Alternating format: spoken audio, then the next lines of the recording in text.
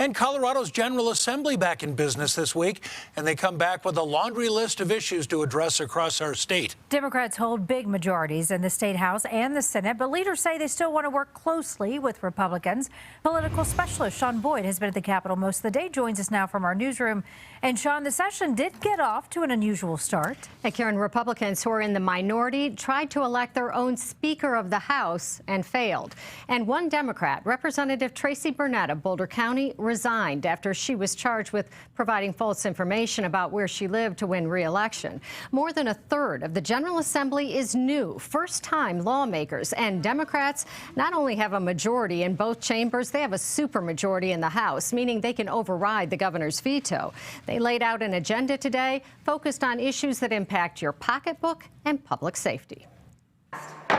Lawmakers gaveled in the new session with a renewed focus on some familiar issues. Affordable housing at the top of the list. Senate Bill 1 would give local governments low-cost leases on state-owned land to build housing for teachers, nurses, and police officers. If you can eliminate the land piece, if you can go start a project with the land already being obtained, it's going to be built so much faster and so much more affordably. Another bill would give government first right of refusal when multifamily homes are being sold. Lawmakers will also address zoning to encourage housing near transit centers and more accessory dwelling units. You've got the primary house, and then you can have the mother-in-law cottage or the garage. Republicans say Democrats are partly to blame for the high cost of housing, pointing to green energy building codes passed last year and wildfire building codes Democrats plan to bring this year. And if the governor and my Democrat colleagues want to really look at affordable housing, then maybe we should put adding on building code requirements that added on what, like 40% or 30% more in the cost of housing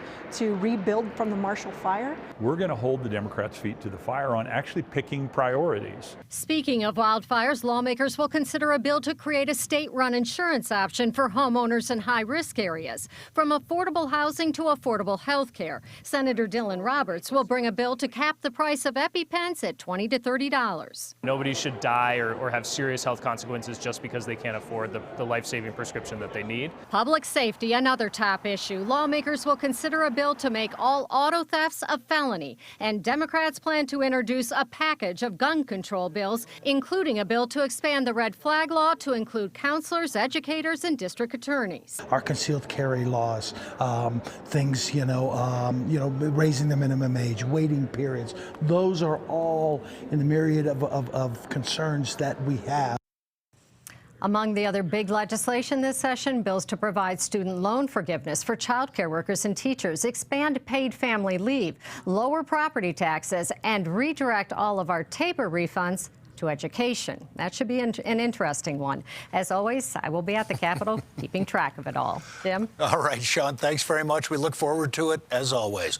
And tomorrow, Governor Jared Polis will be inaugurated into his second term at the state capitol. That means roads around the building will be closed. If you are nearby, you'll also hear those 38 blanks fired from the cannon, symbolizing Colorado being the 38th state admitted to the Union. We'll be streaming the inauguration live on CBS News Colorado tomorrow at 10:30.